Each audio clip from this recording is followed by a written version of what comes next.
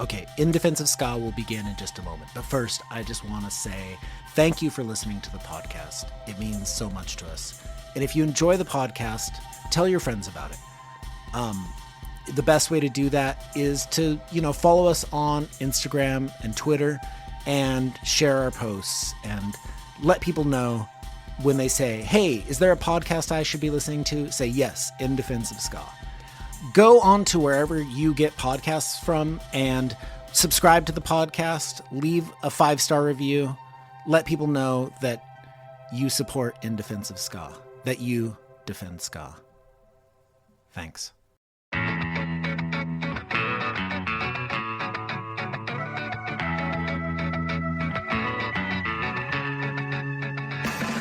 Phoenix duo AJJ started in 2004 as part of the folk punk scene, but quickly transcended the genre in their approach to songwriting by adding additional members and changing up their instrumentation. And as popular as the group are now, when they signed to Asian Man Records a few years in, they were still a relatively unknown band. But while in Asian Man, they got so big that Mike Park actively encouraged them to move to a bigger label. Today we bring on AJJ founders Sean Bonnette and Ben Gallaty to discuss their ska roots and to tell us what it's like to be a ska-adjacent band. AJJ, big band for Asian Man Records. And you know who AJJ has to thank for their whole career? I think his name is Skylar Suorez. Our good friend, Skylar Suorez. He can put that on his tombstone. Without Skylar Suorez, AJJ doesn't have a career. But so AJJ, because they've been part of the Asian Man family, I know you and I have both been fans of them for a long time and known them for a while. I feel like there's all these kind of peaks and valleys in the Asian Man roster, and AJJ is one of those peaks. Yeah. You know the other band that Skylar signed to Asian Man? What's the other band? No Torso. Oh, No Torso. Great ska band, but they're not as well known as AJJ. Yeah, so Skylar, you got about a 50% batting average. Although 100% batting average when it comes to bands being good. Yes. Yeah. And so, we have Sean and Ben, who the original members of AJJ. Yeah, what a great episode. They're great dudes. Yeah. I hope I get to see Ben again soon. He's tall like me, and I like hugging him. All right, so this first bit is some Sean-specific questions. Mm-hmm. So Sean, last year you played some acoustic songs at an In Defense of Ska event in Mesa at the Sojo's Vegan Donuts. We sure did. Thank you very much. That was you did a fine service to ska. By the way, I know you've played a lot more shows than me, and Aaron Burke from Mini Bosses set this all up, but that was got to be one of the weirdest shows where it was we're at a vegan donut shop at 8 a.m. and we're outside in the front of it doing this event while people are just coming and going. How weird was that for you in terms of the different kinds of crazy shows you've played? It was not weirder than playing a grocery store. When'd you play a grocery store? Grocery store was in Tulsa, Oklahoma in 2000 hoobity wah, and it was with Dave Dean's Musical Forklift, who is awesome, and maybe the band Lizard Police, who are also great. That was the first time that I ever had that drink called tepache. It's a somewhat a semi-fermented pineapple rind drink. Kind of in the, it's like a cousin to kombucha. But that was weirder for sure, because there were just people going about their day shopping. Then me and Ben, prime, drunk, rowdy, acoustic, very, smelly folk punk, just in the grocery store, just playing. The owner was really nice and really into it. But there were definitely there were some people there for the show, but a lot of people just wanted to buy groceries, and I feel bad for them. So right before you started playing at Sojo's, I think, you told the crowd that you were ska adjacent, and you talked about being raised on two-tone records by your mom. Can you talk about that a little bit?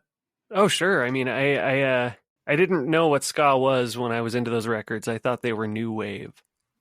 Yeah. Which I suppose new wave is ska adjacent in its own right. I mean, I was just listening to y'all's episode with John Darnielle, and he talked about the Anglophilia of ska back then.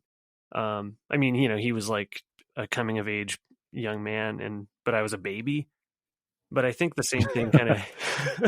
I think there's a lot of Anglophilia. So like the new wave being ska adjacent makes some sense. But like, listening to like Mirror in the Bathroom, for example, like that to my ear at first doesn't sound like a ska song. And you guys might even debate whether it is, I don't know. But I loved the specials, and I loved Madness. I still do listen to them today.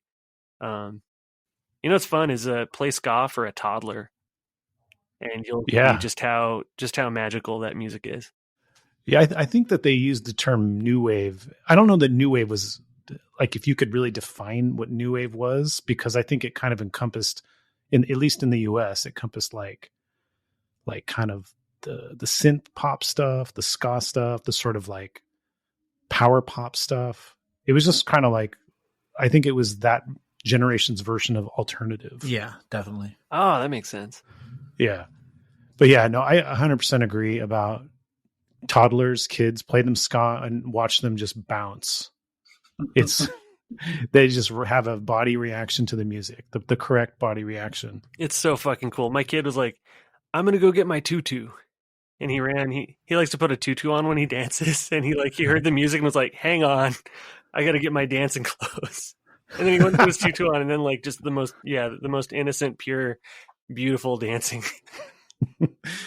So I saw that you, AJJ YouTube channel uploaded your set. And it's funny, I was reading like every comment on there except one is like, oh man, Sean, your music means so much to me. Thank you so much. And then one guy, or person, I should say, named Aleph Knoll says, you're very ska, bro. Don't you forget it. Oh, thank God. You're very ska. Let's talk about how ska you are. You did the ABC ska song with Mike Park. That's true. What's the story? You kind of talked about this at the show. Like you just were at his house recording that. Yeah, tell me about that.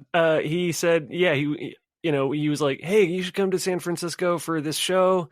I'm setting up a show. Maybe it was his birthday or something. I'll fly you out. You can stay at my house. We're going to have a cookout. It's going to be great. And so he flies me out, Spirit. No expense. No expense. Flight's delayed. I get there at like 2 a.m. Miss the cookout. The next day, he's like, hey, I'm working on this record with Jeff. Can you write a verse for this song about the ABCs? So he didn't even have the lyrics written for you. You had to write them yourself? Yeah, I had to write them myself. Amazing. I don't think I have publishing on that song either. And they're like, okay. Like morning early. I write a tight 16 bars about the ABCs and what they look like. And then it's a ska. Then I didn't realize until after the fact, oh, it's a ska song. Like I don't think about genre too much, although I've done my fair amount of listening to ska and of clowning on ska, but I didn't know that I was ever going to be, to help compose a ska song. And that's a check off my bucket list. Didn't he release it like 2 years after you recorded that? Yeah. It just took him a while, I guess, and I don't know. I don't begrudge him that. It takes a long time to put stuff out sometimes, and to be in the right mindset to finish things. But I think what it was Jeff finished it for him. Like Jeff was finally like, hey, I got, Jeff's restless. If there's something that's undone or that is not complete, I think he will like take great pains to finish it. Which, yeah, God bless Jeff for that. That's awesome. I don't have that. How was it when that song was released and you were like, your name was attached to a ska song? big surprise, but I was delighted. I think it's so. I love that song. I think it's great. I'm really happy. Yeah. I'm really happy with how the verse turned out.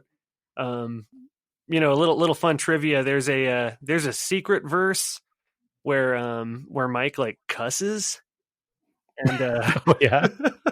and it's very, very funny. It was sent around, you know, the internal emails. And I'm not going to say what it is, but it's great. It's, you know, because the song starts out, it's like a dialogue, it started off as a dialogue between like Mike pretending to be a kid and being like, "Oh, Dad, the ABCs are boring," and then Mike's all like, you know, "No, they're not. Check this out."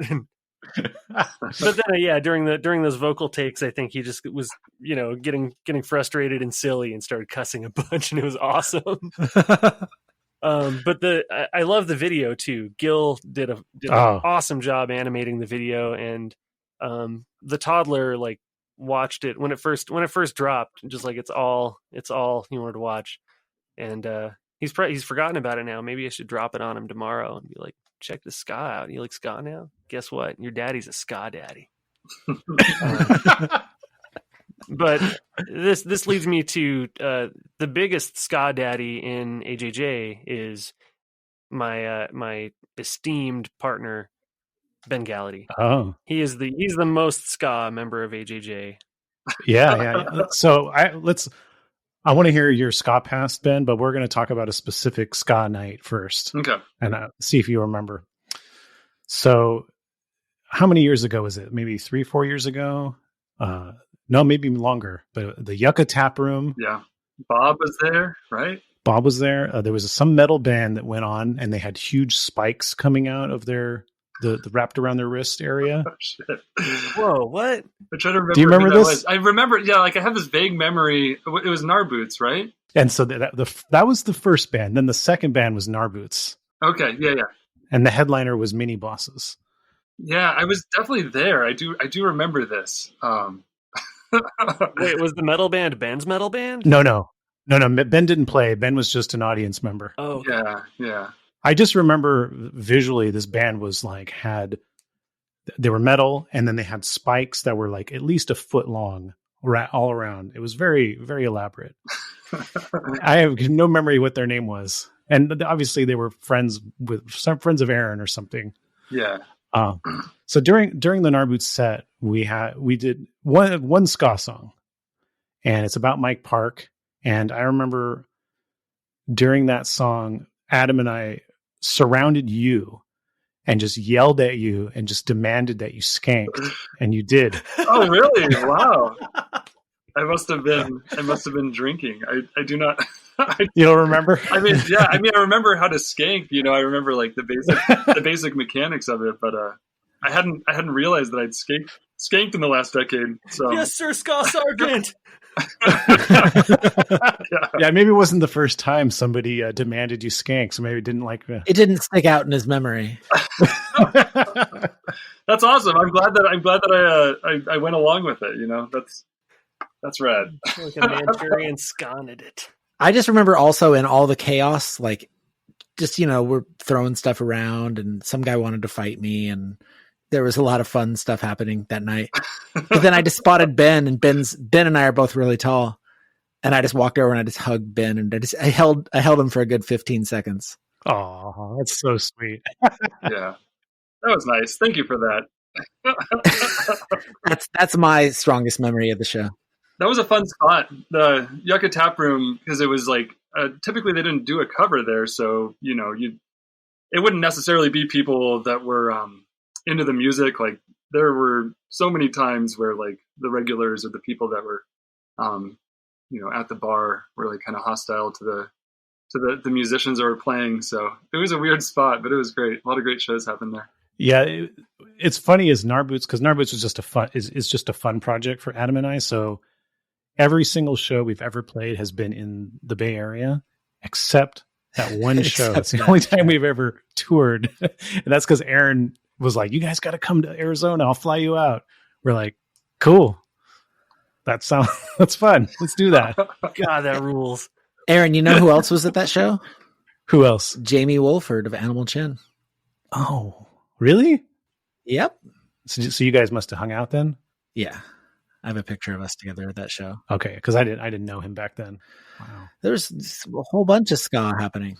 So Ben, let's hear about. So yeah, Sean has told me already, and he's already said this in the interview that you're the more ska member of the band. So Yeah. So I was in my like the first band I was in like 7th grade or something was called Free Delivery, and I know that we at least played a ska song or like incorporated some ska stuff into our music. 7th grade was also when my friend Billy Davidson, he was like new to the school.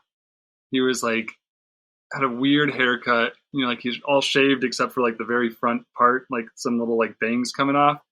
And he skateboarded, and like I went and hung out with him, and he had, I believe it was like one side of the tape was Operation Ivy and the other side was like Skank and Pickle, Sing Along with Skank and Pickle, which just like completely blew my mind. I don't know, like I just never heard anything like it, especially Skank and Pickle. So that was like kind of my introduction to ska. And then, so my brother, my half brother, brother from another mother, who's a little bit older than me, quite a bit older than me, he grew up in like the Riverside area and was like buds with all the Voodoo Glow Skull guys. So like I heard about them when I was pretty young, and I went to tons of ska shows. Remember seeing Real Big Fish with the Pilfers at this place called Gibson's in Tempe. What other bands? The Toasters came through. The Skoidats were supposed to play with them, but the guy got like his voice was messed up. But I think maybe the Blue Meanies were also on that show. That band is fucking great. Oh yeah. Yeah, I need to listen to more of the Blue Meanies. They sound awesome. I read the book. I read your book. It was really fun and interesting. And there's like, started to like dig around a little bit to listen to some of the stuff that you mentioned in the book. Oh, thanks. Yeah. It's cool. I found some great stuff so far, and I'm sure there's plenty more where that comes from. Yeah, the Blue Meanies were kind of a band unlike any other from that era. Just like felt like Mr. Bungle was a pretty big influence, Yeah. Like their take on ska was a bit from left field. They seem to. I remember their live record. They had kind of a chip on their shoulder about genre in general, and they said like, "We got this thing. It's called music." I mean, you can kind of understand. It's a weird thing where it's like they get kind of like you get pulled into the ska scene, and that scene's very welcoming, and but at the same time, you get sort of like it's hard to break out of that or to like appeal to people who aren't into it already. Mm-hmm. Like there's so many people I'm sure that love or would love Blue Meanies that don't particularly care for ska because it doesn't really sound like most ska bands. Yeah. But it's hard to be like, oh, it's a ska band. I don't like ska. So it is a challenge, so I can understand a band like that having a little bit of a reaction. Yeah, no, it makes perfect sense. If the Blue Meanies were around today, I bet they would be really successful because I think genre is kind of crumbling. Yeah. Or at least like people's allegiances to genre and like the walls they put up to like, their allegiances, it's all going away. People just kind of like whatever now. And it's awesome. I heard you, Ben, you did this interview with It's Record Time where you were talking about your favorite difficult second record was More Specials. Yeah, I really love that album. It's just all over the place. I mean, talking about like genre, like it certainly has some upstrokes and stuff, but it's just like a good, fun record, and they dabble in all sorts of stuff. Yeah, Muzak. Yeah, that was Jerry Dahmer's. That was kind of his like what he was, the approach, what he was kind of going for with it. But that one's cool. It starts out with like, Enjoy Yourself, which is just like really upbeat and kind of happy, but like the lyrics are like super dark. And I think that's also, it's an old cover that they did. So I think that's just like, and that's like one of the things I really love about ska too, is where, the danceability and like the upbeats and just like the tempo and everything is like pretty lighthearted, but then like it can be a really cool delivery system for like some deeper and darker kind of subject matter. But yeah, that album in particular, I don't know, it was just, I just love how weird it is. You know, it's I never grow tired of it because there's always some new like dimension of it that I hear and I like continue to listen to it. So yeah, that's a good one. It had kind of broke up the band too. You know, it's like you can kind of like that tension can be a good thing, but I think it was maybe just a little bit too much for that band at that time. You know. Yeah, that band had a lot of tension. Mm-hmm. Yeah. What do you think? Did you ever listen to In the Studio? The album that followed. It's only like, it's Jerry Dammers and I think the drummer and maybe the bassist for some of the songs. It's the Specials, AKA. Okay. So, which is a band, that was a name they used in the 70s, and then they went to the Specials, and then he went back to Specials, AKA.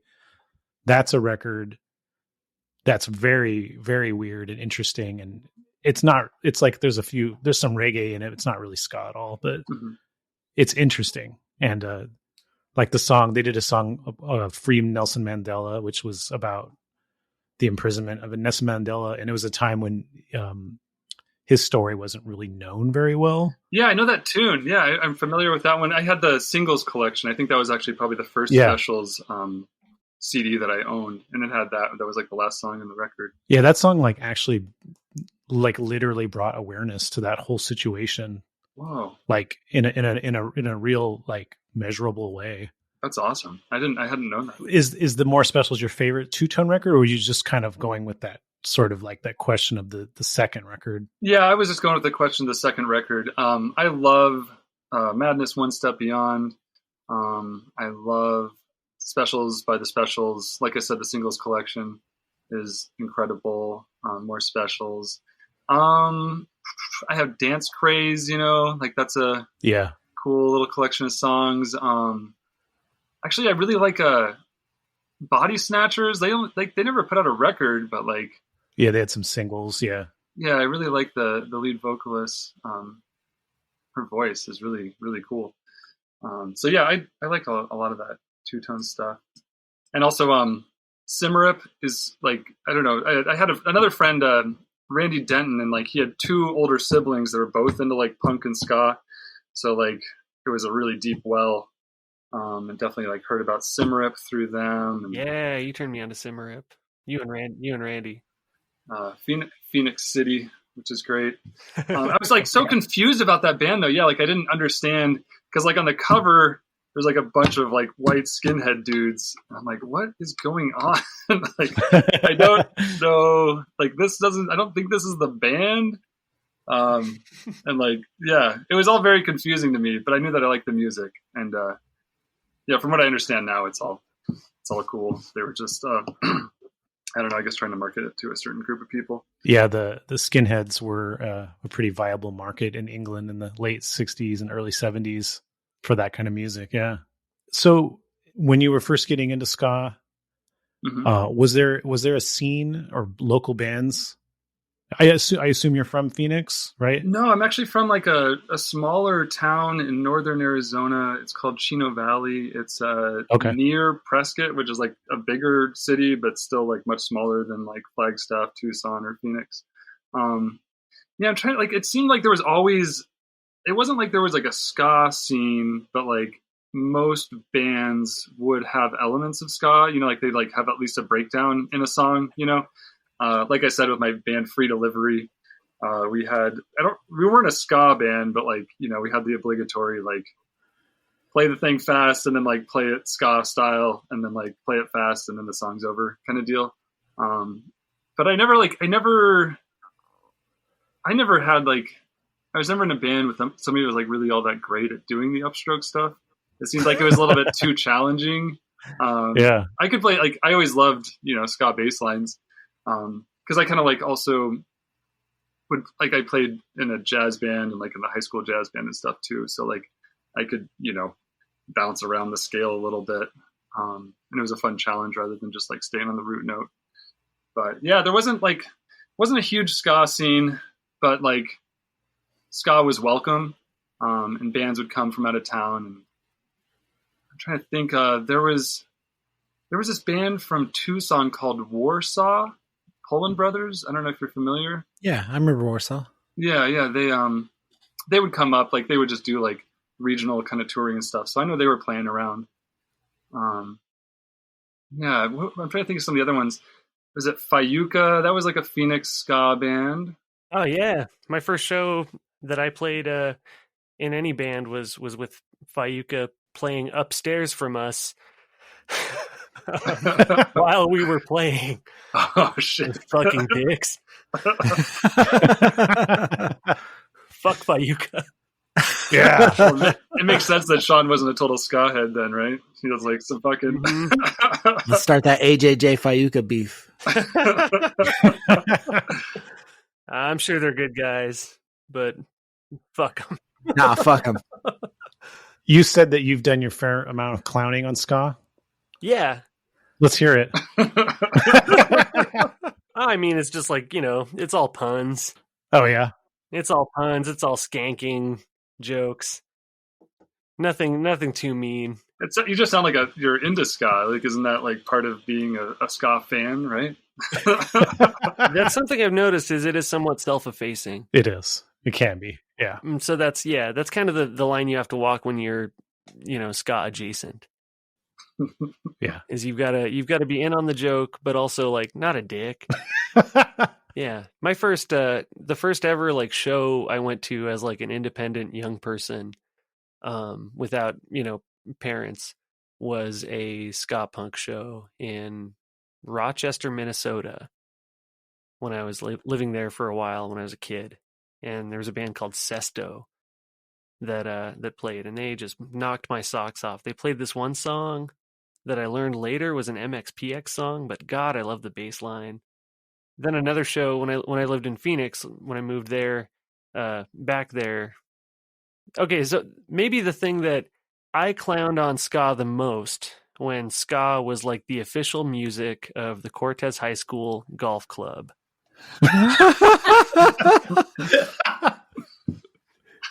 Everybody was Christian. Five Iron Frenzy, right? I mean, yeah, dude. Oh yeah, biggest selling artist on Asian Man Records, and they didn't even put out a record. They just sold the shirts to all the freshman golf club members forever. Wow. And then like I remember getting like peer pressured by some Christian punks when I was in middle school and high school to go see some bands at a place called the Fire Escape in Phoenix. I saw a band called American Made a few times. Do you guys remember American Made? No. Were they also a Christian band? When it was convenient to them, I'm sure it was. Yes. Yeah. Anyone will be a Christian band if it's paying right. They went myrrh. They went myrrh with that shit. I seem to remember a band like that. Yeah, I think I saw them up in Prescott. Actually, I was unimpressed. Yeah, they were getting out there, and they were like, I liked. Once again, I liked their bassist. One time I saw him at Guitar Center, and I was like, "Whoa, you're the guy from American Made. That's sick." Like, yeah, check this music man out. I just like can't get the image out of my head of like the golf team like flipping on like some Five Iron Frenzy and then like doing like the synchronized skank and then like praying, doing like a bow for like praying. Yeah. Is that what it was like? I was not in the golf club, but those were the ska guys when I was in high school. Yeah. Yeah. No, you were right. You were right to clown on them. Yeah. Later, I had a neighbor, Mr. Brian Martin, who used to be in the band Mephistopheles, and he showed me the grittier side of ska, and that ska could be like dangerous and hot and cool. That guy was rad. That guy was fucking rad. Hey, Sean, I called in sick for work, so I'm upstairs getting drunk. You want to do that? And go upstairs and play on his Wurlitzer. He's like, I got this David Bowie songbook. And we be all drunk, singing Major Tom together, kicking his dog and stuff. Fuck. I love Brian Martin. If you hear me, Brian Martin, if you're out there, miss you, man. Blink twice. Yeah, there was no God in his ska. It was awesome. No. Once you learned that there was a world of godless ska. Yeah. And then I found out about like the rudiments and stuff, and it's like, oh shit, this is hard.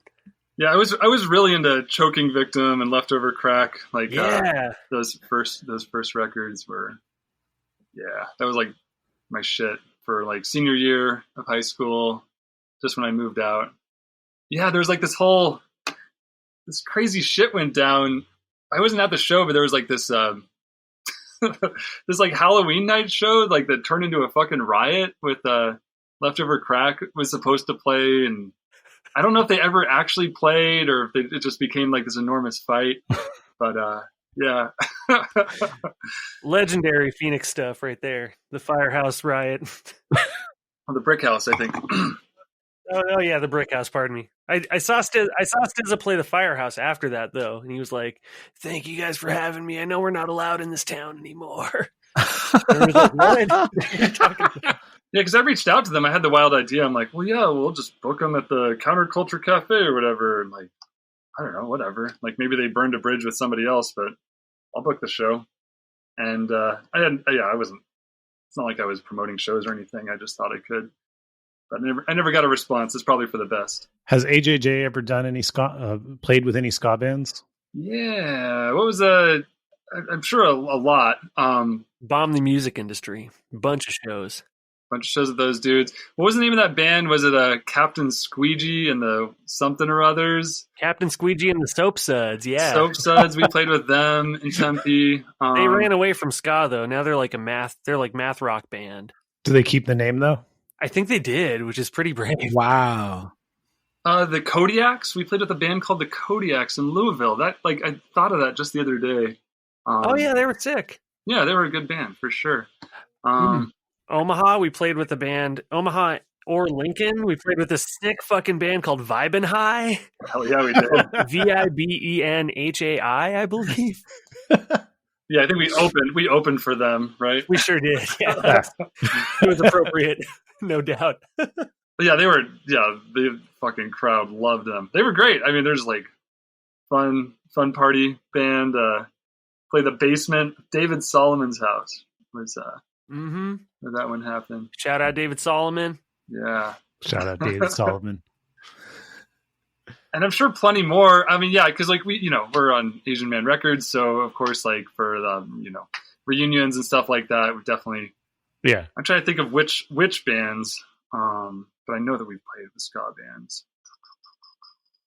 Like we've played with Dan Potthast in a million iterations, but never any of his ska bands. Like the Stitch Up, we played with them in Santa Cruz. Stitch Up's rad. Yeah, absolutely phenomenal band. It was at the point in time where Shannon was playing bass. I can't remember who was on drums, but Greg. I mean, Greg was the original drummer. I don't know if he was continued to be. Yeah. Is he the San Diegan? No, or I don't know. Actually, I don't know if he's from San Diego. I ended up hanging out one time playing solo in San Diego with a guy that told me that he played drums on all the Stitch Up records, and I was like, wow. Huh. Yeah, I think that dude.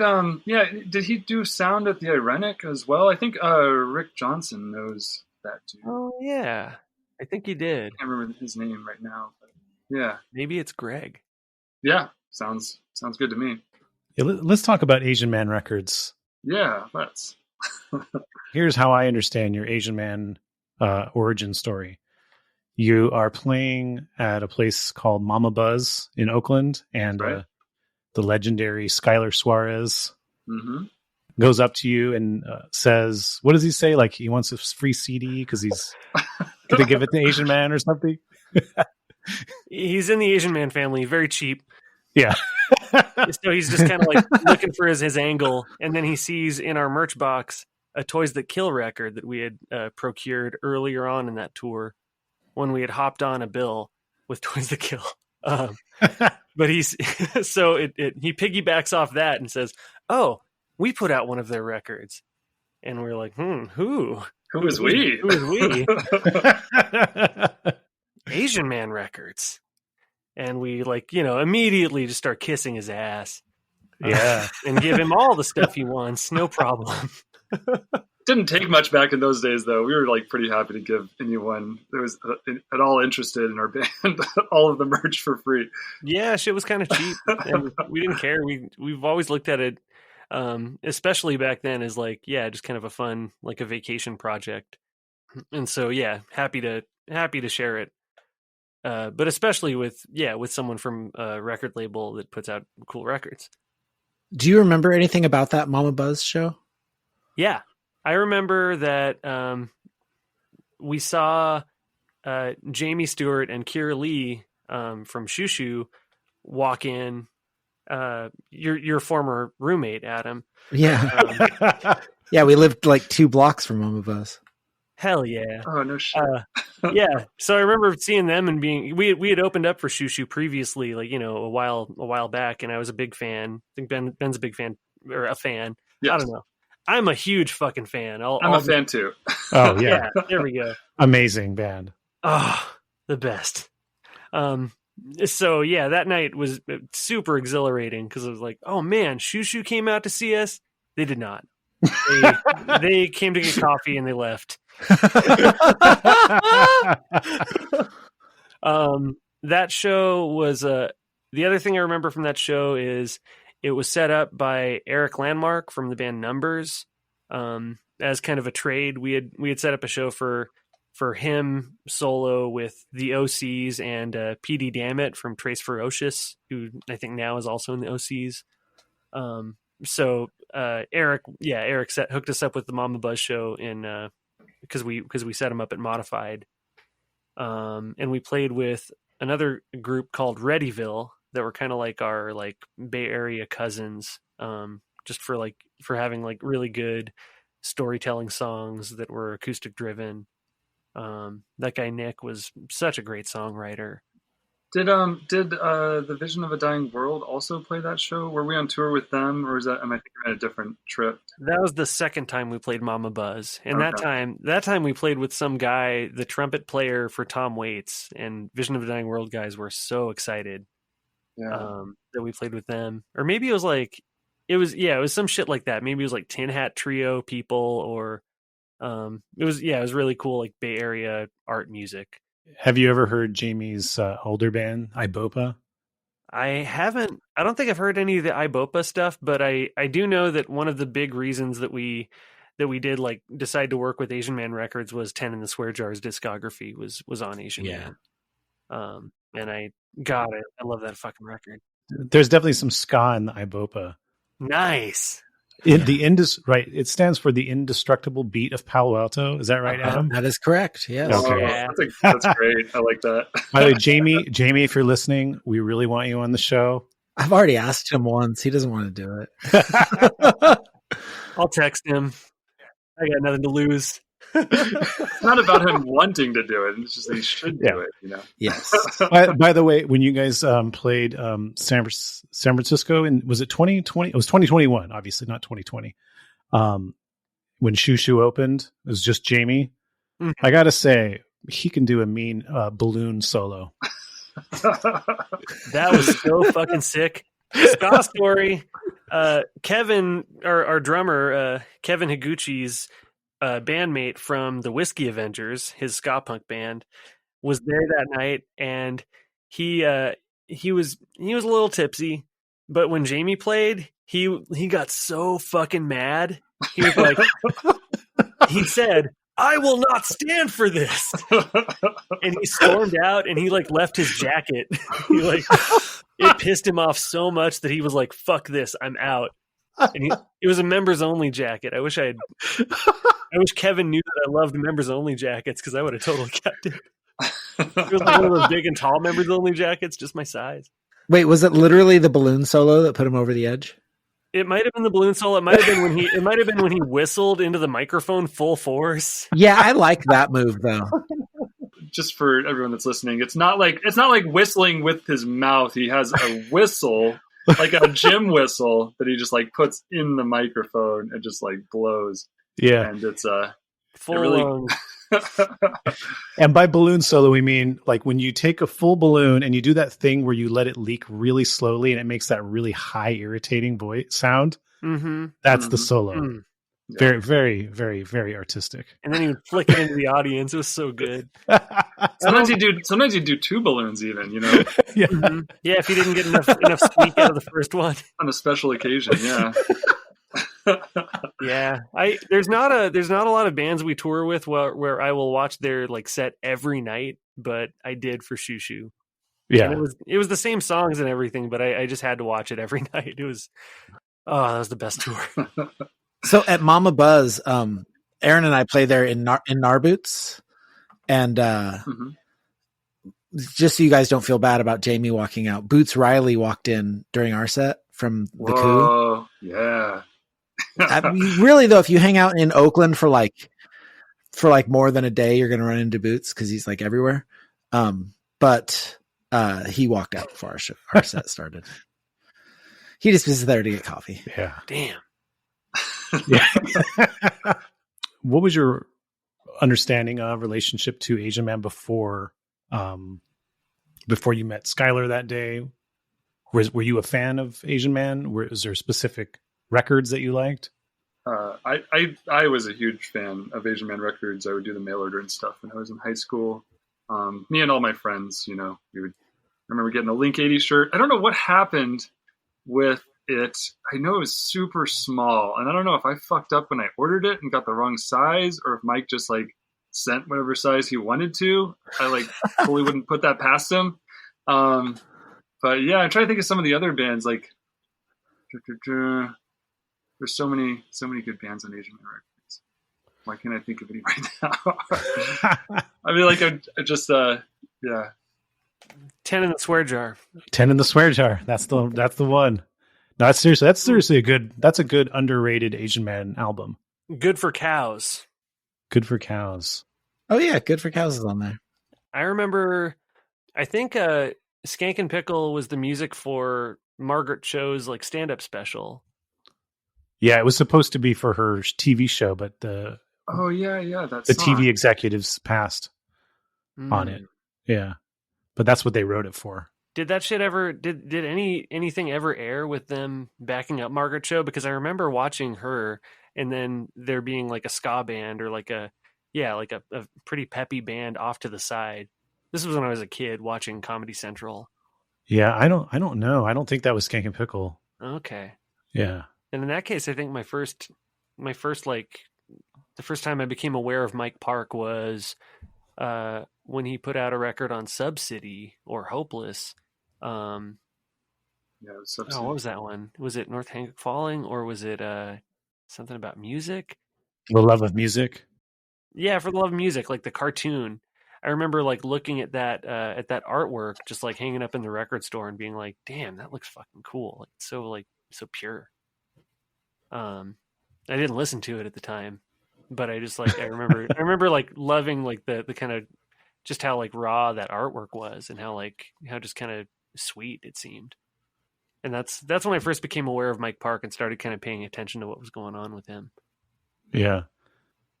And then I met Ben, and Ben schooled me on the whole thing. It's like, oh, you gotta learn about Skank and Pickle. Mm-hmm. Yeah, love Skank and Pickle. They were so great.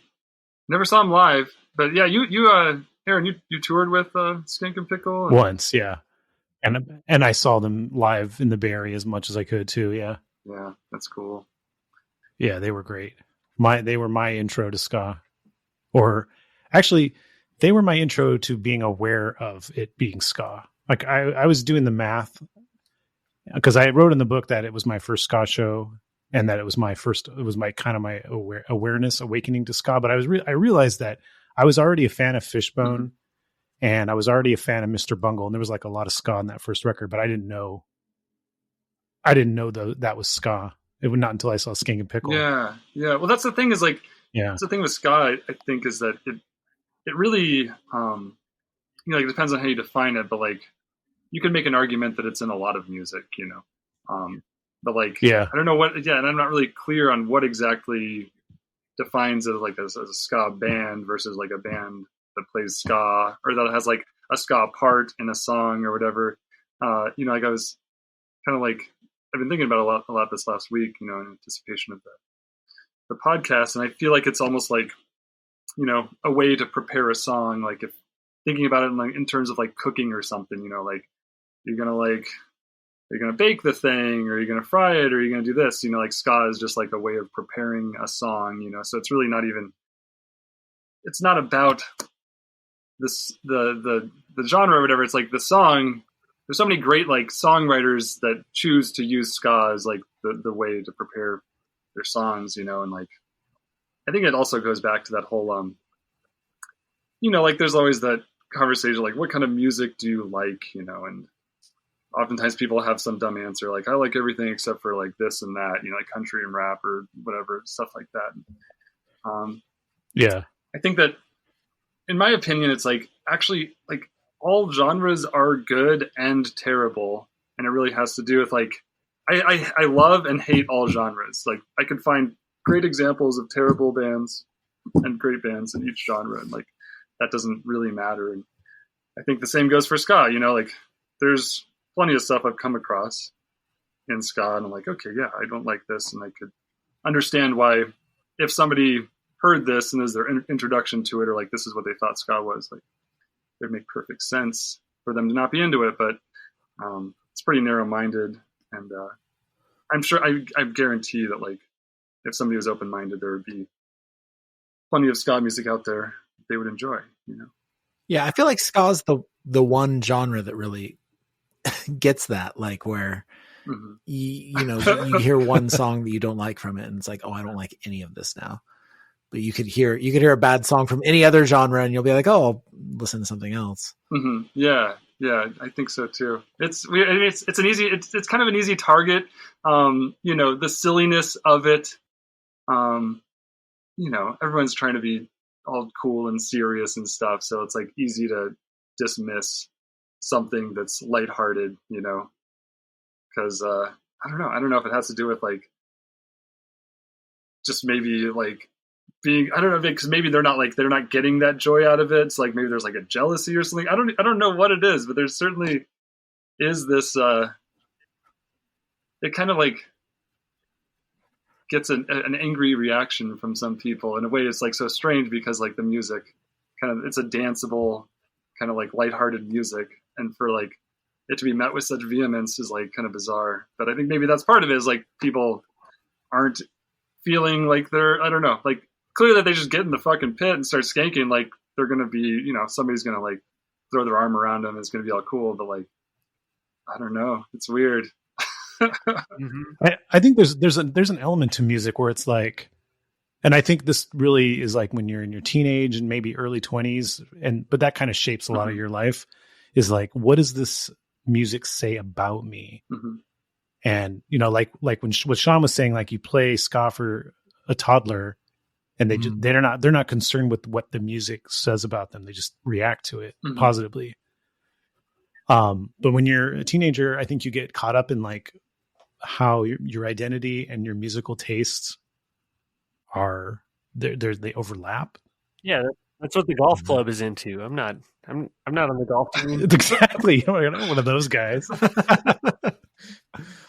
So there is opportunity, I think, for people as they get older to kind of like overcome that. But I'm some people get stuck in that, like, that's how they felt and reacted when they were younger about music and this and whatever kind of music. But you also, I think, you can overcome a lot of that. I mean, there's so much music I like now in my 40s that I hated or wouldn't even give a chance to.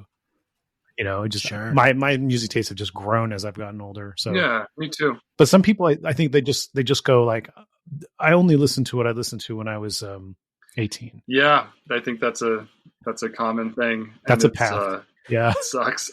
Yeah. It's really unfortunate, Yeah. Just but I mean, it's like some people just like what's comfortable and familiar, and I mean, I'm a musician, so it behooves me to pay attention to music and learn about it, where maybe it isn't important for some other people. Yeah, I mean, you want to You want to understand music on a deeper level. I mean, I think that's natural as a musician. Yeah, and I listen to it a lot, and I want to, be challenged. I love listening to new music, not like recently was released, but like just things that I haven't heard before, just because I don't know, just I love trying to understand the whole history, everything, like the whole context of where everything came from, because everything has been influenced by something else. So when you signed to Asian Man, so you guys were at a smaller level, I guess you could say, or what level was AJJ at that point? We were just we self-released a full-length record, which we ordered 1,000 replicated discs, and then we would go to Kinko's and print up 100 sleeves as needed, so it was very shoestring budget kind of deal. We would just manufacture the CDs as we ran out of them and as we had money to do so, as we gave them away to people. There was no distribution or anything. Distribution was free. So we were, and I guess maybe we'd done a few releases that way at that point. Oh, probably like a CDR as well. We'd done some demos and stuff, but we'd only done one full length record. I really miss, this is an aside, but I really miss the days of CDRs for DIY bands. There were legitimate, nothing is legitimate about CDRs, but there were labels that would just put out fucking CDRs, 3-inch CDRs. Sure. And those were kind of the labels that we were messing with before we met Asian Man Records. It was Night Pass Handmade Records, John Thill from the experimental band Quem Queritus. He put out a CDR for us, a 3-way split with Flaspar from Las Vegas and Golden Boots from Tucson. That's a cool record. Yeah. And then we would put out, whenever we would go on tour, we would make a CDR, and the tour would be the occasion for us to record music and quote unquote release it, just so we would have something to sell on the tour or something to give away. So by that point, I think we had our one full length. That was what we were touring on. Was Issue Problems out by then, Ben? Do you think?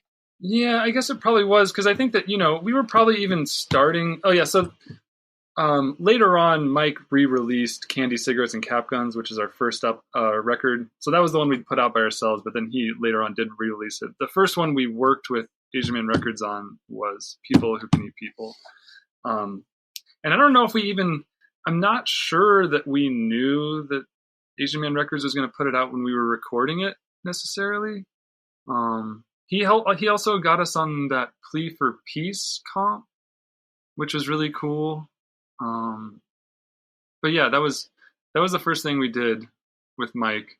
So I'm not sure the order exactly, but when you guys do People, and that's kind of this new era of Asian Man, where suddenly there's you guys, Bomb the Music Industry, Lemuria. We did that tour as well with the Queers, and like you said, Bomb the Music Industry, Lemuria, Kepi Guli. It was this pretty extensive tour that we did, I think, right around that time. Yeah, so it was a really good, exciting time for Asian Man when you were on the label. Yeah, and it was right after so Shinobu, I think, they'd already been putting stuff out, and you had Pterodon as well, which Hard Girls came out after. Yeah, well, it came out after Classics of Love. That was a little bit later too, but there was that band, the Hot Toddies, at that time too. Who else? Oh yeah. Kevin Seconds too, I think, was kind of started to put stuff out on Asian Man at that point. That show at the bottom of the hill, followed by the next day the Oakland A's stadium parking lot show with Hot Toddies, Lawrence Arms. Yeah. Fuck. Who else played that show? Well, Pterodon and Shinobu, I'm sure played it. Yeah. Yeah. Shinobu were another I mentioned 10 in the Square Jar, but Shinobu was a band that was doing stuff, and we fucked with for sure.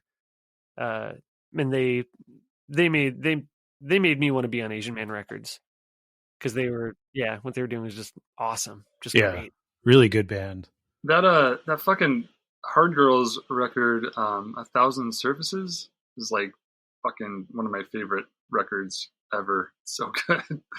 Hard Girls is an amazing band too. And when I lived in San Jose at the time when they were kind of up and coming, and it really felt like from the San Jose punk scene at the time, they were the band that was going to blow up. Like they were that good and everyone loved them, but then they didn't, but then like, unfortunately as it happens, but then it was awesome that like Mike Huguenot ended up joining Jeff's band, so there was like some element of it that kind of carried on to something bigger. And who knows? I mean, those guys, I think maybe everyone's living in California again. Am I mistaken? I think Max moved back. Was he in Santa Rosa recently? I don't know. I thought I heard something about all the Hard Girls. I saw Morgan last year, and he lives here in Sacramento, apparently. Yeah, so let's get a Hard Girls reunion going. That'd be great. So I remember the first time I heard People Who Eat People was my introduction to you guys. First time I heard it, I was totally blown away by it. And I remember seeing you guys play. I don't remember where. It was in the Bay Area, obviously. And like, you guys just had the whole audience just singing along, like every word, like at the top of their lungs.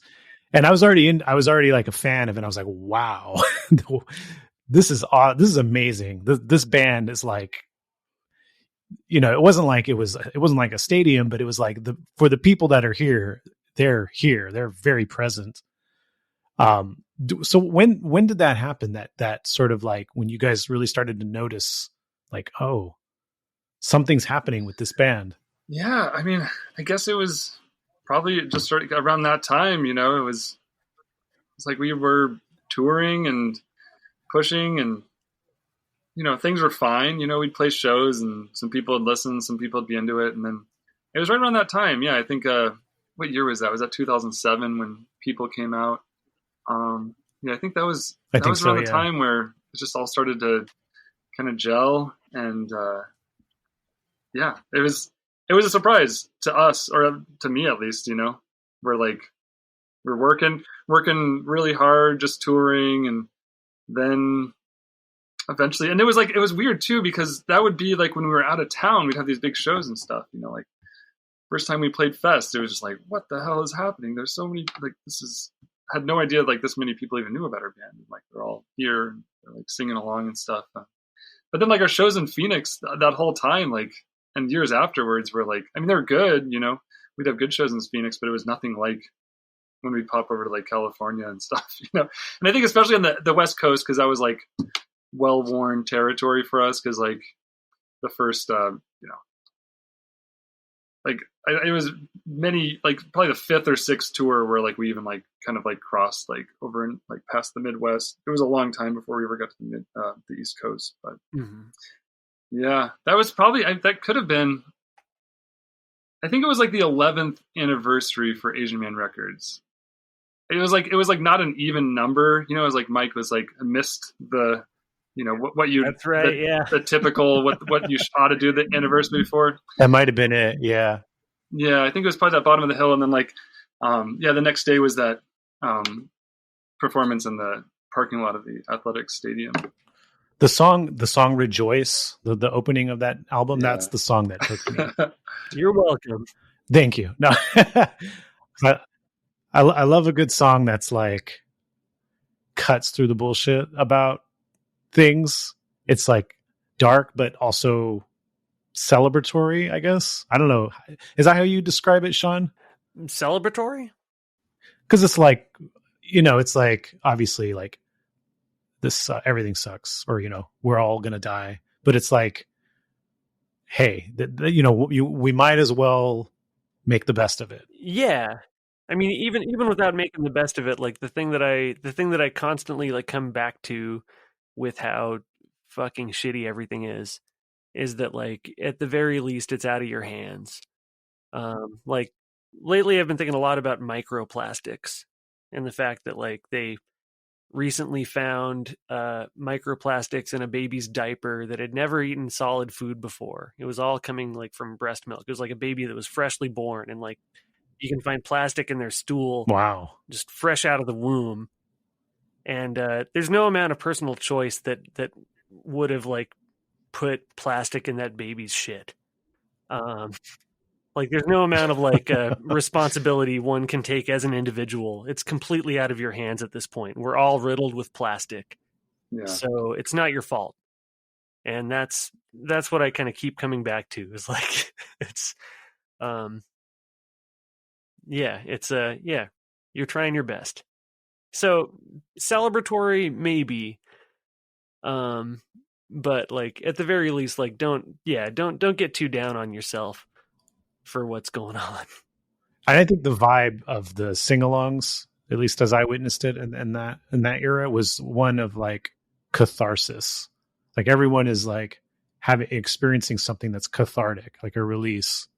That's a good word. Yeah, catharsis is a word for it, I think. It's a beautiful thing to see a room full of people singing something, expressing that kind of complexity of emotion and like really feeling it. Thank you. I don't know if like it ever hits you. I mean, because it's not like a room full of people singing like Sweet Caroline or something.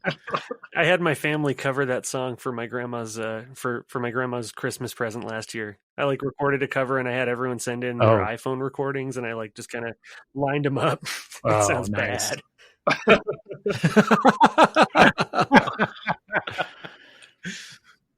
But like singing this like kind of complex emotional thing altogether. I mean, how does that feel for you? It sounds great. It sounds like at the time that you walked in on it, when you were there, I think it like that's kind of the only way to make that show like good and like bring it to the next level is like if people like get behind it and like kind of make it happen. Because like otherwise you're looking at like an upright bass and a guitar and, you know, two people singing, which is also cool. But I think like, yeah, the participation and the catharsis, like that group happening is what made it like a real band. I remember like when I interviewed you, Sean, for the Mike Park article I wrote, it might've been around the same time. I don't know if you've continued to use this as a descriptor, but at the time you were like saying, you know, our band is sad in the key of happy. Yeah. I would still describe that. Yeah. Now I think that you could say this about, there's definitely a lot of ska bands you can say this about as well, that there's something about that, taking music that has a happy sound or an upbeat sound to it and inserting sadness or darkness into it lyrically, how it gives you a very specific feeling. I think that's hard to explain and hard to get in any other way. Like listening to sad music is sad lyrics is a different experience. The best way to describe it is in terms of food. It's like sweet and salty, or it's bittersweet. It's something, yeah. It's like it's a complexity hidden behind something that's like on the face very pleasant. I think there's also, you know, with like kind of the message, like ska has always had like pretty great like social messages and stuff too, and I think that's something about kind of the music makes a kind of like approaching more difficult subjects like palatable. Yeah, so it's not it doesn't come off as preachy. It comes off as more like it kind of softens your ears to listen to something of substance. Yeah, it's kind of like, you know, like comedians. I feel like they're oftentimes in the best position to like get a point across, you know, where like people are like kind of open to it because there's like the humor element to it. You can kind of get like some subversive information across just because like people are more open to it because of like the humor element. Yeah, you start laughing so you can hear some like real point that maybe you wouldn't want to listen to otherwise. Yeah. So now you guys did Knife Man on Asian Man. I read that Mike said that he was trying to get you to leave the label because you were too big for Asian Man and that nobody was interested for some reason. Is that true? Yeah, that is true. Wow, that is so weird. A lot of people don't know what to make of our band. But just from a point of view of like going like, wow, these guys are selling records, they're filling clubs. Like you would think that alone. If you'd go to the show, like, I mean, it was impressive. It impressed me the degree to which like the audience is like singing along, you know, like that's not something that happens at all the shows, you know? So like, it was really bizarre. We kind of had a little bit of a little bit of a chip on our shoulder for stuff like that in the past, where it's just like, I feel like maybe like kind of kindred spirits with like ska bands, in that like, it's like, why, like we're a good band and like we play music well and people like us. Like why aren't we cool? You know, like what is it that like why won't the fucking cool kids like put out a record and stuff? But I mean, I don't know. I've gotten over that since then, but it is weird. Can you recall what Mike said to you in terms of like why you should leave the label? Well, he just wants to sell our back catalog, you know, like if, you know, Alkaline Trio goes on to like fucking be on whatever Vagrant and Epitaph and stuff, and then like he's got the back catalog and the sales like fucking go up, you know, like it's good for him to like have the band when they start out, you know, and then they go into bigger things, and then like he's just like doesn't have to spend a bunch of money on marketing and distribution and all that crap, you know. He's not really interested in doing that. He just like, he can let the big label do that, and then he like, you know, benefits from it. Yeah, if it's good for him, it's also good for the bands, because he has the most equitable deals in town, and he actually does his accounting and he pays bands, which is sadly so fucking rare. But yeah, like if you at that point he had you know, well, that was our third record for Asian Man, or fourth, I guess, after he reissued our first record. Yeah. So like, yeah, goodbye guys. I have enough records. Like, go get bigger. And you know, we'll see you all. Yeah. It would have been great. It would have been beautiful. And he was also like, yeah, we were like, at that point, we're like starting to ask him like, yeah, you know, can we like, you know, hire somebody to do like publicity for this and stuff? And he's just like, I don't want to do that. Yeah. It's like a huge waste of money. Let him do it. Yeah. And he did. He begrudgingly did it for Knife Man. And I don't know what all came from it. I mean, yeah, the album's great. Like, you know, I'm really proud of how it turned out and how everything's gone since then. But yeah, funny moment back then. I'm trying to remember even who we reached out to, or I don't know. Yeah. I was talking to Barsuk a lot. Oh yeah, we went. But I think I annoyed Josh Rosenfeld too much. I called him a bunch. I was like, you know, I was in like early 20s. This guy's got kids, and yeah, I'm like, hey, we're friends, right? It's like, I'm sorry, Josh. When you did People and up to that point, were you guys like, did the folk punk thing kind of permeate your band much at that point? Yeah, the scene, and was that part of what you were maybe like, you kind of compared it to like ska, like being kind of like off radar? Was that maybe something going on? I mean, I don't know if folk punk has ever had like enough cultural cachet to like for people to even like stick their nose up at. Yeah, like, and you know, in terms of bigger labels and stuff, with the exception of, you know, of course, of like the Violent Femmes and shit. But they're not a folk punk band. They're alternative or whatever. Yeah. So yeah, I don't know, but we definitely had I would say we had a similar chip on our shoulder as the Blue Meanies did, where it's like, no, it's not folk punk, it's music. It's like whatever we want to do with this is what it is. Yeah, I think like Can't Maintain, you know, just like very intentionally, we had like fucking Heart Elation, just like kind of like a power trio punk song. Like, I think we're kind of growing tired of being put in that folk punk box, you know, which is really just you know, we were folk punk by nature of the instrumentation, really, I think was a part of it.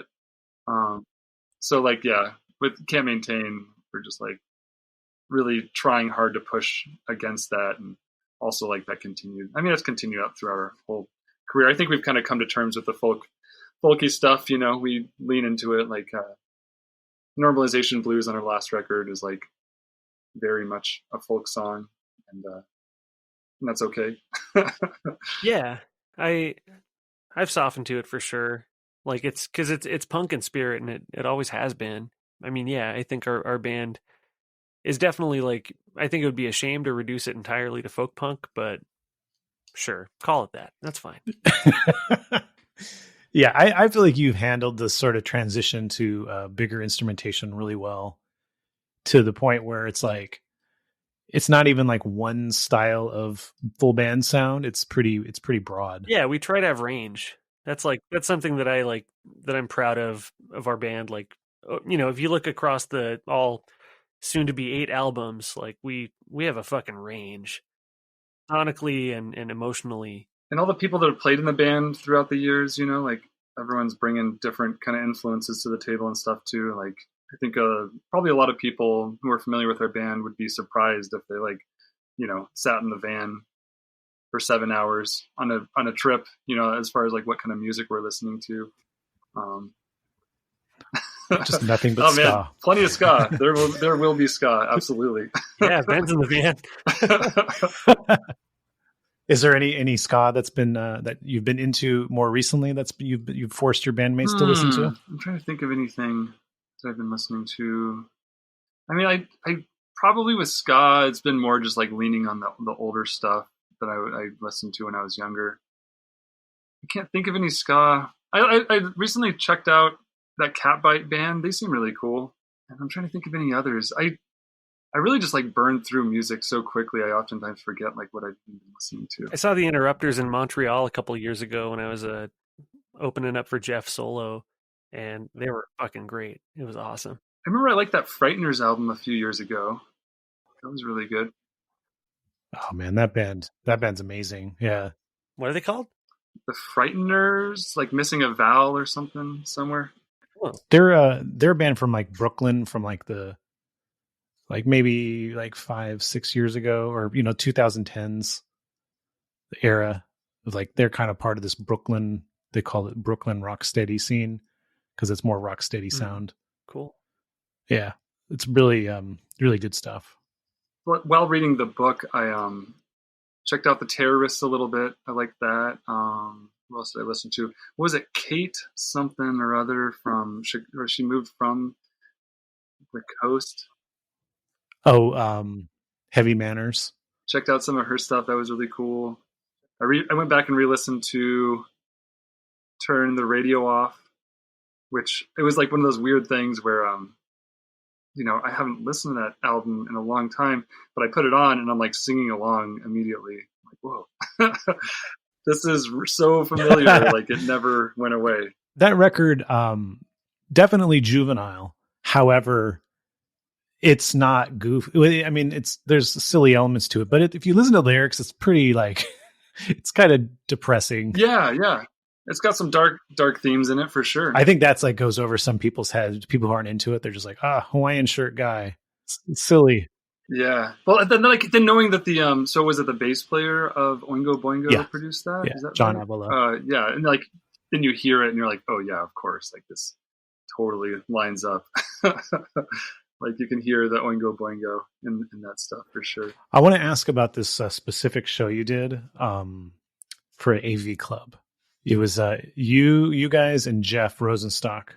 It was just covers or something, right? Yeah, it was the Undercover series, but we did something weird with it. It was off season. They liked it, and they wanted to have us back, but they didn't have like the season currently running. I see. So they gave us like they gave us the list of all the songs from like the previous seasons, like everything they had done up until then.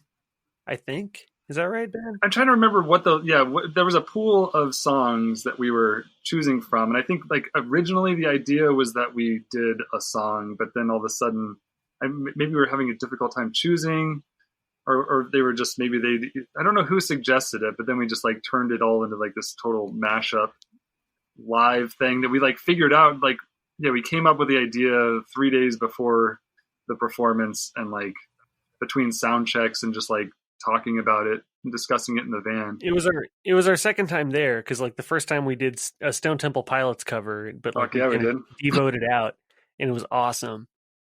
And it was David Anthony. I'd probably give credit to him for like bringing us back there so quickly. Mm-hmm. But yeah, I think the idea was that we could do a medley, and instead of doing a medley, we did a mashed up.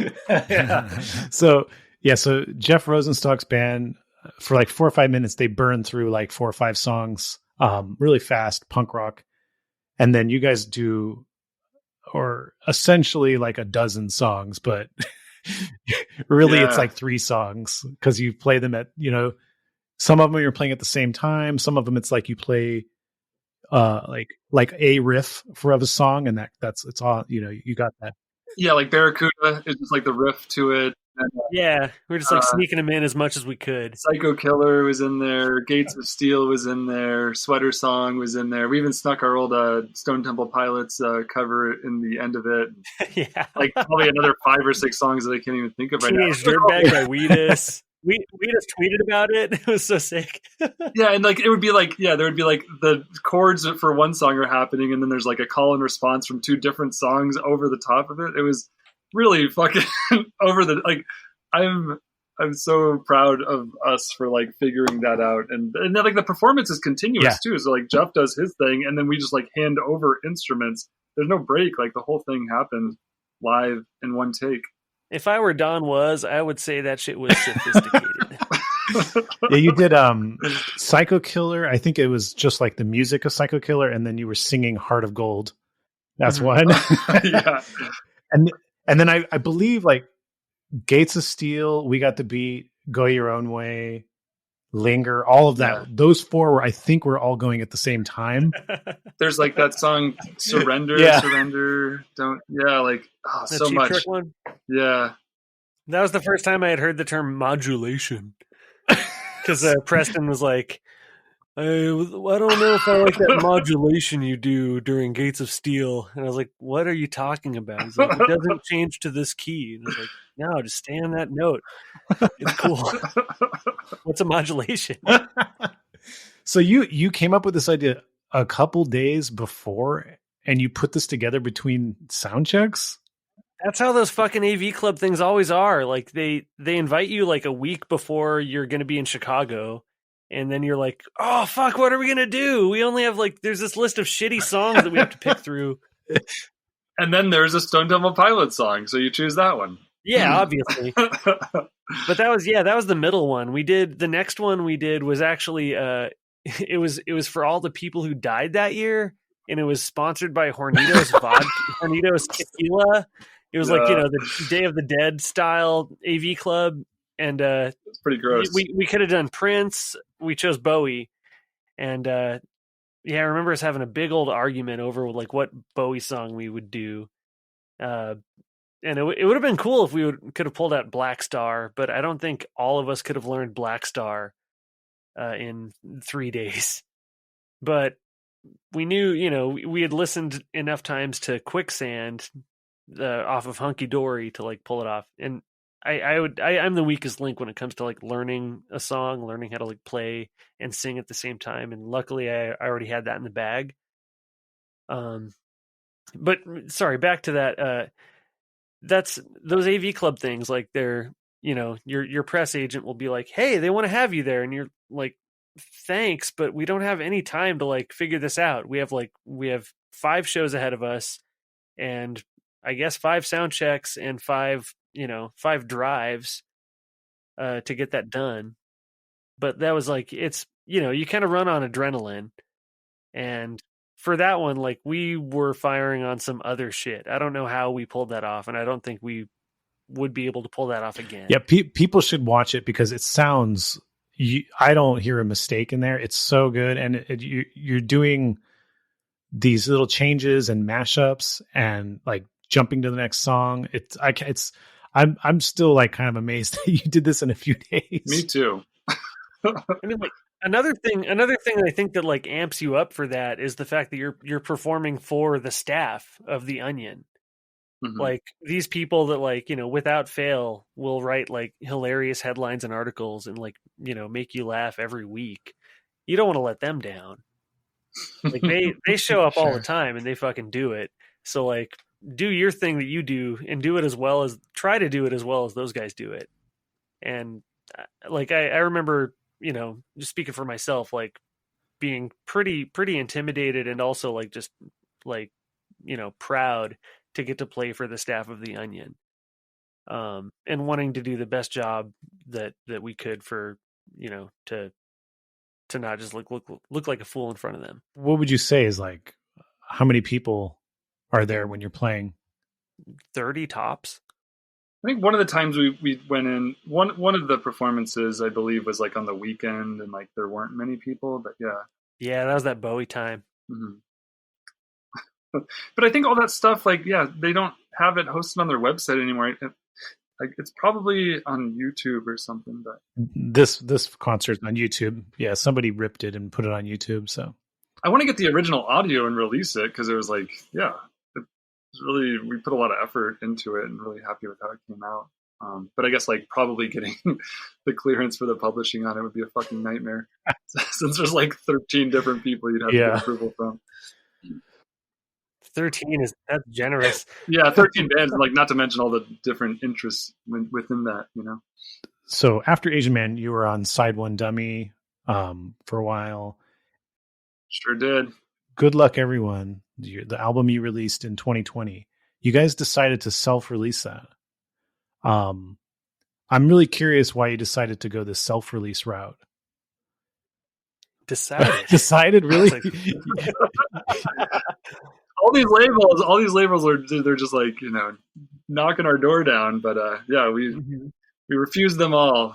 No, I mean, yeah, like Mike Park, you know, of course he would have put it out, but he's like, no, that would be silly. You guys have to do this yourselves.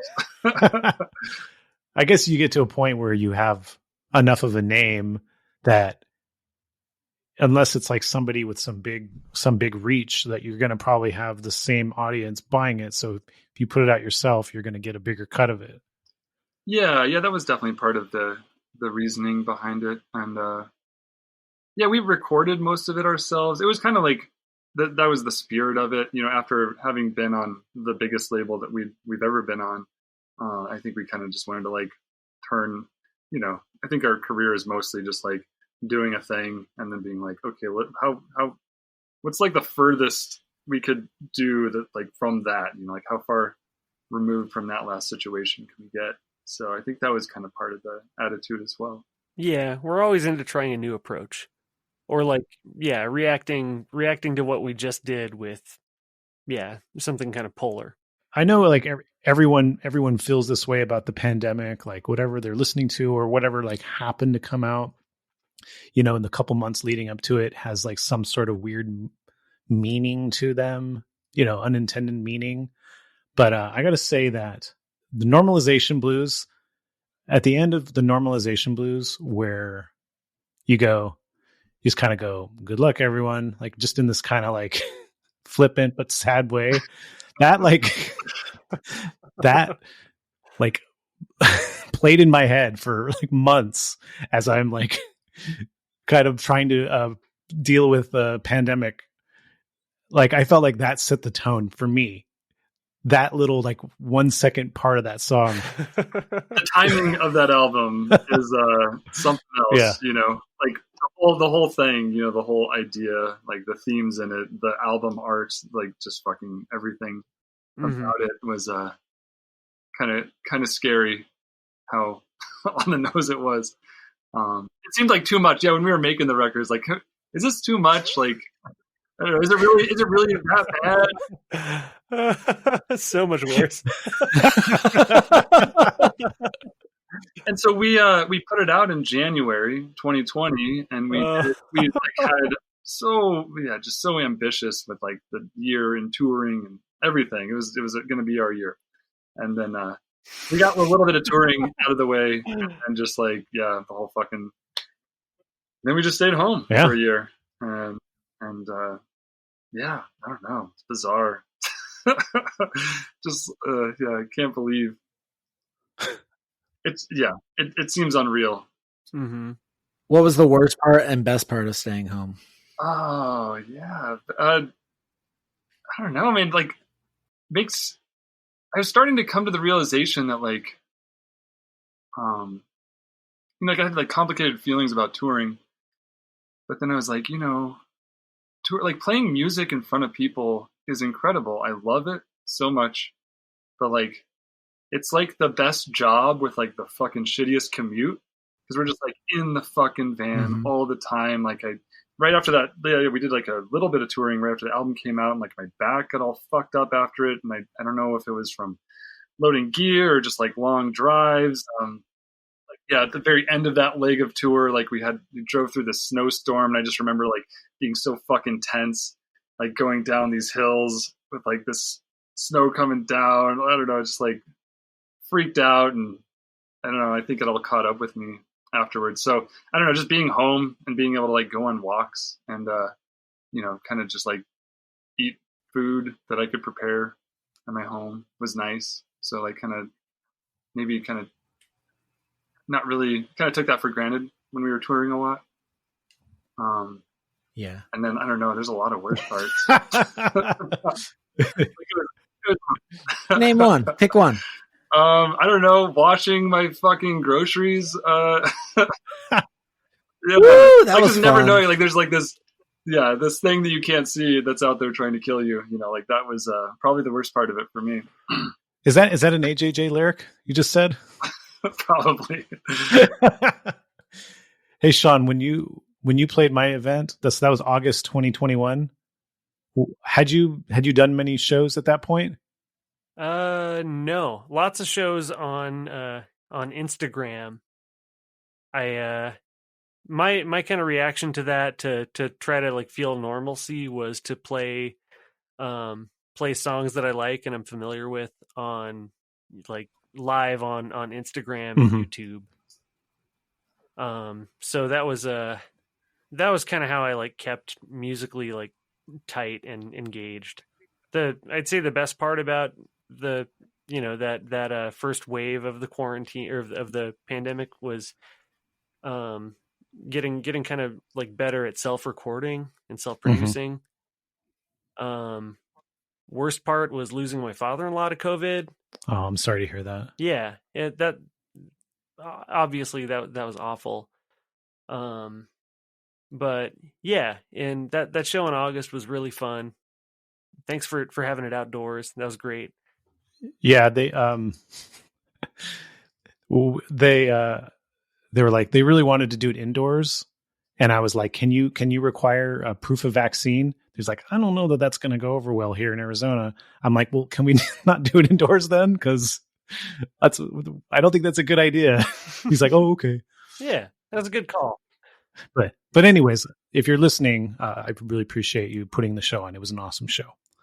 But I was, it was the Delta wave was happening, so I wasn't like feeling in the indoors at that particular event. Mm-hmm. Was Sonny the one kind of running the show? Do you remember, Sean? Yeah, it was Sonny. Sonny's awesome. Yeah, he's a great guy, and that was an awesome show. They had like, he brought his like ska record collection to the shop, and he like the case below the donuts was just filled with ska vinyl albums, and they were playing ska, and they made they made some different ska type donuts. Like there was some checkered donuts, and then there was like the letters S, K, and A. Mm-hmm. You could get those donuts. Yeah, it was awesome. Nice. What was that? So for me, just watching you, it was impactful. It was emotional. Just because I haven't seen music. I mean, we did one event a little earlier that year with Dan Potthast playing acoustic songs outside, but like just seeing music again, that was emotional for me, and also just like I felt like there was a lot of emotion behind you playing it. That was like I felt. Did it feel that way to you? In Defense of Ska, we'll be right back. On the Church Gear podcast, we pull the church tech director out of the booth and onto the stage to share their most outlandish stories and hidden wisdom from the tech trenches. We interview church techs every Monday morning to get their advice on anything and everything, from training volunteers to handling ministry burnout, all of it. We interview everyone from Lee Fields and Todd Elliott to the church tech director who's been unnoticed their entire career. If you're a church tech, this really was made for your entertainment and encouragement, so subscribe and enjoy Monday mornings. Just search Church Gear, one word, to join our tribe. First, I have a question for Ben. Did you say that your favorite part of the first wave of the pandemic was that you didn't have to go on tour? You get to go on walks or whatever? Yeah, I was saying that I noticed that touring was really hard on my body, and I was like grateful for the opportunity to kind of, I don't know, it just seemed like I was able to better. Yeah, I don't know, my back was like super fucked up after that first leg of tour, and it would have been really bad if we had to go out on tour again. So yeah. Oh, okay. Yeah. That makes sense. So I mean, as much fun as tour is, like, it's hard on your body. Yeah. I was just like to not have to go through all the physical hardships, or just recognizing and having a more clear understanding of like the correlation between like the shitty parts of touring and like how I was feeling, to like be able to draw that direct line and then like be like, okay, cool, I can like make choices in my day to day, and like I'm better about touring now too. Like I think that I make more of an effort to like be physical while we're on tour. Yeah, there's just like coming to the realization that like there's a better way to do it, I think. But I don't know. Yeah, not to say that like there wasn't like a ton of like really wonderful stuff to choose from as far as like the best part of the pandemic. So that would be my choice. True. All right, cool. Dang, you almost got in trouble with the boss. Yeah, that was. You're the boss. You talked yourself out of that one. Great. So I always look at Ben as the boss. I don't know. I don't know if that's a weird thing we need to figure out. But like you've always been my manager at the jobs we've worked at. That's true. I kind of just always look at you as the boss. But also, for the record, though, we never tour for longer than 3 weeks at a time, which is like as far as like I kind of have noticed about the way other bands tour, we don't tour very much either.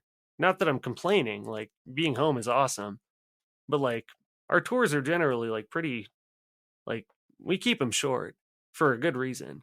Yeah, where have you guys both worked together where Ben was the boss? Coffee shops. Okay. Yeah, we worked at a coffee shop called Willow House, and that was where Ben and I first met. It was like a second wave coffee shop.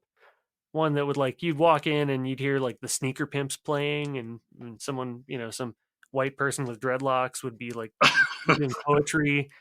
And then another job we worked after that place went down was an ice cream shop that also sold coffee, and Ben quickly rose up the ladder and became the manager.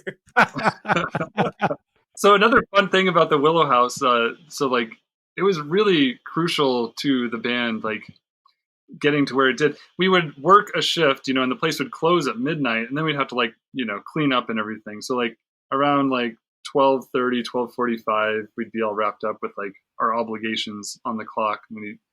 And then we would play music. We would like, the whole place is empty.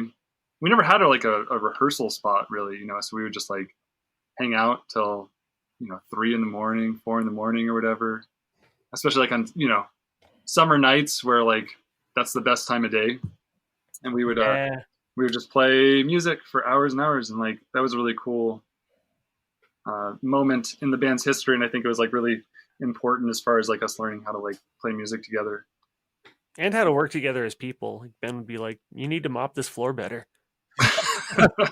No. You need to tie the trash bag before you put it on. Otherwise it's just going to fall down. Did I ever teach you the really important trick that I learned doing community service one time is you have to poke a hole in the trash can too. Otherwise, like it'll just be like this backwards kind of balloon thing, you know, like you'll put trash in it, but like it won't expand out. Do you guys know what I'm talking about? Anyone else ever work? The science makes sense, but you never told me Oh that. shit! I'm sorry, man. I failed you. You definitely told me a dry sponge is a happy sponge. Yeah. And God, I told Tony that once, and she got so fucking pissed at me. Really? Whoa. Well, maybe, yeah. Why is that? I don't know. That's a whole other conversation. I'm sure she had her reasons. I was just lecturing. Did you guys eat free ice cream while you would work on music? Oh, the ice cream, that was a different job. I ate lots of free ice cream when I was there. Absolutely. Yeah, for sure. I would sneak into the freezer and like where the cameras couldn't see you. Yeah, dude, just the owners had cameras pointed not outward but inward at the employees. And you'd change the station, the XM station, they'd get all bent about it. It was like one of those obnoxious jobs too, where like the place wasn't very busy. And you'd do all your side work and you'd clean everything up. And you're like, well, I'm going to fucking sit down and read a book. But like, they kind of had like the whole, like, got time to lean, got time to clean sort of mentality. It was, but also like, I just didn't give a fuck. So that's a good place to be coming from when you're working a job. Yeah. I decided to ghost him after a tour because, I got a text at 6 a.m. It was like, Sean, what happened last night? Why aren't these floors clean? It was from the owner. Like, oh, well, I don't need to work here anymore. Was Ben still your manager at that point? Yeah, but I think by that point he realized I was a wild stallion. Yeah. I wasn't trying to rein anyone in. That was not a job that Ben would give a shit about. Gotta let him run free. I just had to like count the drawer and get paid more. That's all, you know.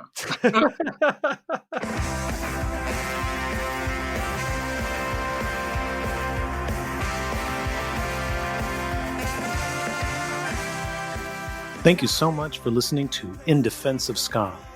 If you've enjoyed this episode, please like and subscribe to the podcast wherever you normally stream or download episodes.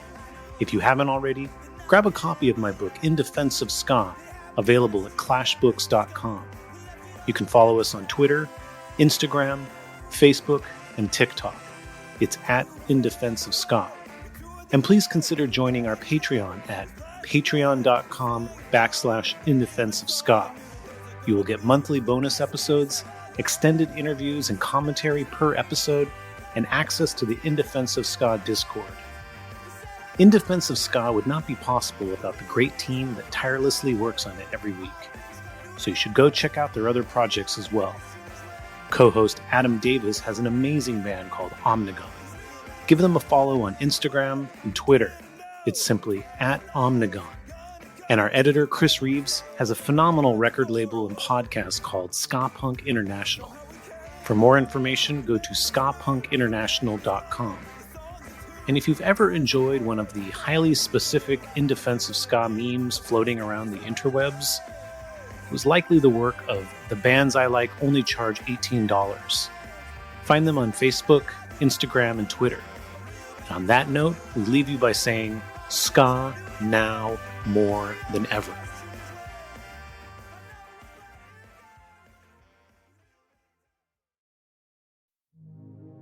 Okay, you're still here after the sign-off.